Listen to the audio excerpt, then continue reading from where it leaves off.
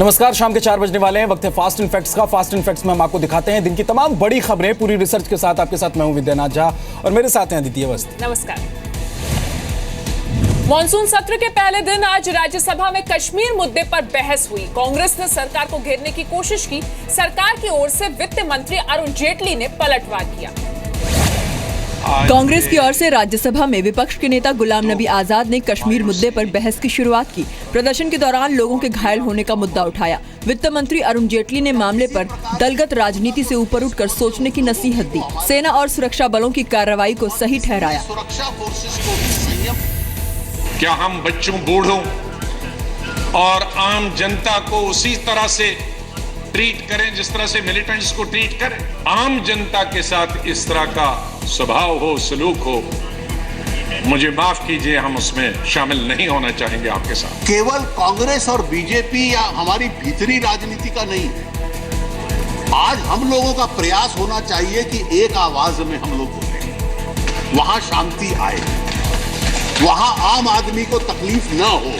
इससे पहले पीएम मोदी ने कैबिनेट में शामिल किए गए नए मंत्रियों का संसद के दोनों सदनों में परिचय कराया। दलपत सिंह परास्ते को श्रद्धांजलि देने के बाद लोकसभा में कार्यवाही दिन भर के लिए स्थगित हो गई। संसद का मॉनसून सत्र 12 अगस्त तक चलेगा। सरकार ने मौजूदा सत्र में जीएसटी समेत 16 बिल पास कराने का प्रस्ताव रखा है। मौजूदा सत्र के दौरान सरकार 3 अध्यादेशों की जगह लेने के लिए बिल पास कराने की कोशिश करेगी। लोकसभा और राज्यसभा में 56 बिल लटके हैं। 11 बिल लोकसभा में और 45 बिल राज्यसभा में पेंडिंग हैं। मॉनसून सत्र की शुरुआत से पहले टीएमसी ने बढ़ती महंगाई के मुद्दे पर संसद के बाहर प्रदर्शन किया। अमृतसर के स्वर्ण मंदिर पहुंचकर दिल्ली के मुख्यमंत्री अरविंद केजरीवाल एक बार फिर विवादों में घिर गए। केजरीवाल आज सुबह 3 बजे स्वर्ण मंदिर में भूल बख्श यानी माफी मांगने पहुंचे थे, लेकिन मंदिर के लंगर से जो तस्वीरें सामने आई उनसे केजरीवाल पर पश्चाताप के नाम पर पब्लिसिटी स्टंट का आरोप लग रहा है। आरोपों के मुताबिक केजरीवाल ने जिन बर्तनों को साफ किया वो पहले से ही साफ थे। केजरीवाल के पास खड़ा शख्स उन्हें पहले से धोई जा चुकी प्लेटें और चम्मच दे रहा है और वो उन्हें एक बार पानी में डुबोकर ऊपर ट्रे में रख रहे हैं। झूठे बर्तन तो इन्होंने क्या उठाना, साफ सुथरे बर्तन को धो के आ रहे हैं। मैं कहती हूँ लानत है ऐसे झूठे आदमी पे। ये उनका सियासी चरित्र है कि वो जहाँ भी गंदगी है उसको बढ़ाने का काम करेंगे, उसको धोने का काम नहीं करेंगे। जिस तरीके से कर रहे हैं ये विश्वास को इन्होंने खो दिया है। नौजवानों के विश्वास को खोया है, आम आदमी के विश्वास को खो दिया है। आम आदमी पार्टी ने केजरीवाल का बचाव किया है। हमें कोई कांग्रेस या अकाली दल से एनओसी नहीं चाहिए। ये सेवा भावना पर शक कर रहे हैं। ये इनको पाप लगे इस बात का। धर्म ग्रंथ के अपमान का आरोप लगने के बाद दिल्ली के मुख्यमंत्री अरविंद केजरीवाल स्वर्ण मंदिर पहुंचे थे।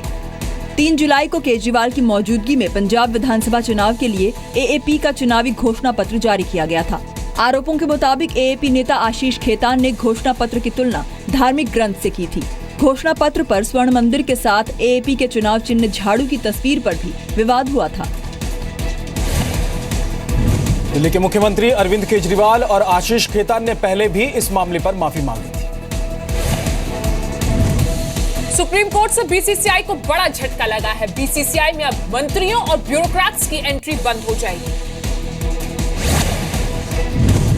सुप्रीम कोर्ट ने ऐतिहासिक फैसले में जस्टिस लोढ़ा कमेटी की सिफारिशों को मंजूरी दे दी है। बीसीसीआई में सुधार के लिए जस्टिस लोढ़ा कमेटी ने कई सिफारिशें की थी, जिसमें मंत्रियों को पद लेने से रोकने, पदाधिकारियों की उम्र 70 साल से अधिक नहीं होने जैसे सुझाव शामिल थे। हमारे 1 साल की मेहनत रंग लेकर आई है। क्रिकेट फैन बहुत खुश होंगे, गेम भी बहुत अच्छा रहेगा, एडमिनिस्ट्रेशन भी बेहतर होगा। सो गेम के लिए शर्तियाँ बेहतर दिन है। It's going to have a major effect on the administration of cricket, and the judgment is important not only because of that. This is the law of the land laid down by the Supreme Court. It can be applied to all sports associations. I'm really very happy. And the most important decision of this all, I think, is the ministers and the government officials, the bureaucrats cannot be anywhere in the board of any association or the BCCI. Justice Lodha committee ने 4 जनवरी को BCCI में बदलाव के लिए सिफारिशें की थी, जिसको लागू करवाने के लिए सुप्रीम कोर्ट में याचिका दायर की गई थी। सुनवाई के दौरान बीसीसीआई ने कुछ सिफारिशों पर ऐतराज जताया था। सुप्रीम कोर्ट ने जस्टिस लोढ़ा कमेटी के एक राज्य एक वोट की सिफारिश भी मान ली है। बीसीसीआई में सीएजी का एक सदस्य होने की सिफारिश को भी मंजूरी दे दी गई है। महाराष्ट्र को रोटेशनल आधार पर 3 क्रिकेट एसोसिएशन रखने की अनुमति मिल गई है। सुप्रीम कोर्ट ने विज्ञापन पॉलिसी में सुधार का फैसला बीसीसीआई पर छोड़ा है और आरटीआई के जरिए बीसीसीआई की जानकारी हासिल करने का मामला संसद पर छोड़ दिया है। हरियाणा के रोहतक में गैंगरेप की पीड़ित से दोबारा गैंगरेप के आरोपी अब तक पुलिस की गिरफ्त से बाहर है। आरोपियों ने 3 साल पहले भी पीड़ित के साथ गैंगरेप किया था। पीड़ित परिवार के मुताबिक वारदात के बाद से ही आरोपी समझौते का दबाव बना रहे थे। नहीं मानने पर बुधवार को कानून के बेखौफ अपराधियों ने पीड़ित को अगवा कर दोबारा गैंगरेप की वारदात को अंजाम दिया। कॉलेज से निकल रही थी, थोड़ा आगे वही 5 लड़के थे गाड़ी में, मुझे गाड़ी में डाल लिया। आपके साथ दुष्कर्म हुआ? जी। 2013 में भी ये सभी 5 आरोपी थे। इन्होंने गैंगरेप किया, 50 लाख का ऑफर भी दिया था, दबाव बनाया था हमारे पे, लेकिन हम नहीं झुके। हमें न्याय चाहिए। आईसी कॉलेज के बाहर से उठाया गया है गाड़ी में और गाड़ी में ले जाके उसके साथ 5 व्यक्तियों द्वारा रेप किया गया है। आरोपी की तलाश के लिए हमने भिवानी टीमें भेजी हुई है, लेकिन अभी तक अरेस्ट कोई नहीं हुआ है। विपक्ष के साथ ही महिला संगठनों ने हरियाणा की कानून व्यवस्था पर सवाल उठाए हैं। ज्यादा घिनौनी हरकत और कुछ हो नहीं सकती। ये अपने आप में दिखाता है कि हरियाणा में किस तरह का जंगल राज है, हरियाणा में किस तरह से लोगों में कानून का डर नहीं है। हरियाणा में तो इन सवालों पे कोई गौर नहीं है। विटनेस प्रोटेक्शन पे हरियाणा सरकार को तुरंत तत्काल जुडिशरी के साथ बैठ के कुछ संवाद करना चाहिए। 2013 में भिवानी में गैंगरेप के बाद 5 आरोपियों ने पीड़ित परिवार को धमकी देकर रोहतक शिफ्ट करने को कहा था। बुधवार को 5 आरोपियों ने पीड़ित को कॉलेज के पास से अगवा कर गैंगरेप किया, बेहोशी की हालत में छोड़कर फरार हो गए। पास से गुजर रहे एक शख्स ने पीड़ित को अस्पताल पहुंचाया। होश में आने के बाद पीड़ित ने आरोपियों के खिलाफ शिकायत दर्ज कराई। 5 आरोपियों में से 2 को साल 2013 में गिरफ्तार किया गया था, लेकिन दोनों जमानत पर रिहा हो गए। पश्चिम बंगाल के मालदा में एक महिला के साथ बेरहमी का मामला सामने आया है। मालदा जिले के मुन्ना टोल गांव में एक महिला को कपड़े उतरवाकर बेरहमी से पीटा गया। महिला के बाएं हाथ की 2 उंगलियां भी काट दी गईं। महिला की गलती सिर्फ इतनी थी कि उसकी गाय पड़ोसी के खेत में घुस गई थी और गाय ने चारा खा लिया। महिला को गंभीर हालत में मालदा के मेडिकल कॉलेज में भर्ती कराया गया है। महिला को बचाने की कोशिश में उसके बेटे को भी चोट आई है। टीएमसी ने दोषियों के खिलाफ कार्रवाई का भरोसा दिया है। कांग्रेस ने ममता सरकार पर निशाना साधा। गाय अगर जाएंगे उसका अंगली काट देंगे, ये बात बहुत बुरी बात है। ममता बनर्जी ये सुनने के बाद 100% वो छोड़ेंगे नहीं। कि बंगाल की सरकार को चाहिए कि तत्परता से ऐसे लोगों को सजा दे जो छोटी छोटी बातों पर लड़ने के लिए और हिंसा करने के लिए तैयार हो जाते हैं। 33 साल की पीड़ित महिला की गाय पड़ोसी हारून के खेत में घुस गई थी। हारून ने गाय को पकड़कर बुरी तरह पीटा। गाय के 2 पैरों में फ्रैक्चर हो गया। पीड़ित महिला गाय को बचाने पहुंची तो हारून का गुस्सा और भड़क गया। पीड़ित परिवार ने हारून शेख के परिवार समेत 7 लोगों के खिलाफ मामला दर्ज कराया है। आधे हिंदुस्तान पर आसमान से आफत बरस रही है। पहाड़ों में लैंडस्लाइड की वजह से तबाही हो रही है। मैदानी इलाकों में बाढ़ की वजह से जनजीवन अस्त व्यस्त हो गया है। राजस्थान के सीकर में यात्रियों से भरी एक बस पानी भरा होने की वजह से अंडरपास के बीच फंस गई। स्थानीय लोगों की मदद से कड़ी मशक्कत के बाद बस में सवार यात्रियों को बचाया गया। उत्तराखंड में पिछले 3 दिन से बारिश का कहर जारी है। श्रीनगर और रुद्रप्रयाग के बीच NH 58 पर करीब 10 जगहों पर लैंडस्लाइड हुआ है। पहाड़ों से लगातार बड़े बड़े पत्थर गिर रहे हैं। यात्री जान जोखिम में डालकर सफर तय करने को मजबूर हैं। पौड़ी जिले में भारी बारिश की वजह से उत्तराखंड की सभी नदियां उफान पर हैं। नदी किनारे रहने वाले लोगों को सुरक्षित जगहों पर पहुंचाया गया है। हरिद्वार में 48 घंटों से हो रही बारिश की वजह से गंगा नदी खतरे के निशान के करीब पहुंच गई है। तेज बहाव की वजह से कई पुलों को नुकसान पहुंचा है। बाएं साइड में इरोजन हो रहा है, उसको बचाने क्योंकि मंदिर को और राष्ट्रीय राजमार्ग को खतरा उत्पन्न हो गया। इसको हटाने के लिए अब सहमति बन गई है कि मंदिर को यहाँ से शिफ्ट किया जाए अन्यत्र जगह पर। उत्तराखंड में लगातार हो रही बारिश की वजह से दिल्ली हरिद्वार हाईवे पर आवाजाही बंद हो गई है। लैंडस्लाइड की वजह से चारधाम यात्रा पर भी असर पड़ा है। हजारों श्रद्धालु अलग अलग जगहों पर फंसे हैं। पिथौरागढ़ जिले में भारी बारिश और लैंडस्लाइड की वजह से कैलाश मानसरोवर यात्रा भी प्रभावित हुई है। गंगा, घाघरा, कोसी, गंडक और शारदा नदियों का जलस्तर बढ़ गया है। नेपाल के तराई इलाकों में हो रही मूसलाधार बारिश की वजह से बिहार और असम में भी बाढ़ का खतरा मंडरा रहा है। आज राजधानी दिल्ली में एक बार फिर तेज बारिश ने रफ्तार पर ब्रेक लगा दिया। दिल्ली में हुई झमाझम बारिश के बाद मुनिरका से IIT दिल्ली, मोतीबाग लोकेश सिनेमा, पीरागढ़ी के पास पानी भर गया।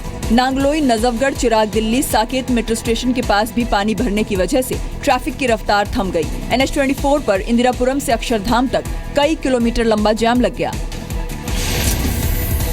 आज का ये दिन मुसीबत वाला मंडे बनता नजर आ रहा है। जिस तरह से मौसम विभाग ने बताया कि सोमवार और मंगलवार को दिल्ली NCR में बारिश हो सकती है और कुछ तेज बारिश के स्पेल्स भी नजर आएंगे।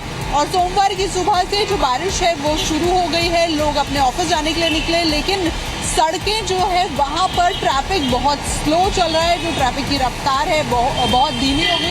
पहाड़ों पर हो रही बारिश और हथनीकुंड बैराज से पानी छोड़े जाने की वजह से दिल्ली में यमुना का जलस्तर बढ़ गया है। यमुना का जलस्तर बढ़ने से नदी किनारे बसे लोगों को सुरक्षित जगहों पर जाने की सलाह दी गई है। फिलहाल यमुना का जलस्तर 202.68 है और ये जो जलस्तर है ये चेतावनी के निशान से नीचे है। जो चेतावनी का स्तर होता है वो होता है 204.00 और यहाँ पर ये जो आप लाल निशान देख रहे हैं ये खतरे का निशान है। दिल्ली ट्रैफिक पुलिस ने ट्वीट के जरिए जैम में फंसे लोगों की मदद की। ट्रैफिक पुलिस ने ट्विटर अकाउंट पर ट्रैफिक जैम वाले रास्तों की जानकारी दी। इसके अलावा ट्रैफिक पुलिस ने जैम से बचने के लिए दूसरे रास्तों के विकल्प की जानकारी भी ट्विटर अकाउंट पर शेयर की। मौसम विभाग के मुताबिक दिल्ली में पिछले 24 घंटों में 26.3 मिलीमीटर बारिश रिकॉर्ड की गई है। चीन के हुनान प्रांत से लैंडस्लाइड का रोंगटे खड़े कर देने वाला एक वीडियो सामने आया है। रविवार सुबह हुनान के गुजहांग शहर में भारी बारिश ने तबाही मचा दी। बारिश की वजह से हुए लैंडस्लाइड में कई घर तिनकों की तरह बह गए।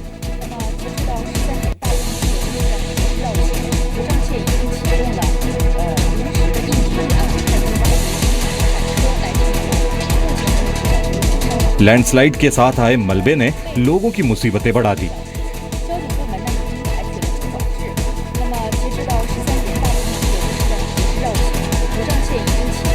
ट्रेन की पटरियां भी मलबे में दब गईं। स्थानीय लोगों ने समय रहते घर खाली कर अपनी जान बचाई। रविवार सुबह कुछ घंटे के अंदर हुनान प्रांत के कुछ इलाकों में 199 मिलीमीटर से ज्यादा बारिश रिकॉर्ड की गई।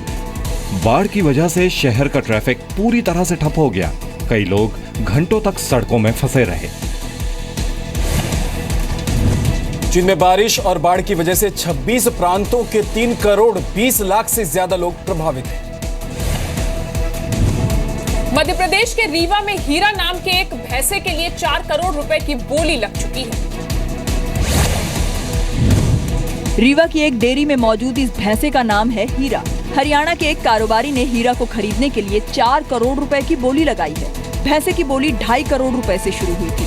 यूपी, हरियाणा समेत कई राज्य के लोग हीरा की बोली लगाने पहुंच चुके हैं। हीरा को देखने के लिए डेयरी पर लोगों का तांता लग रहा है।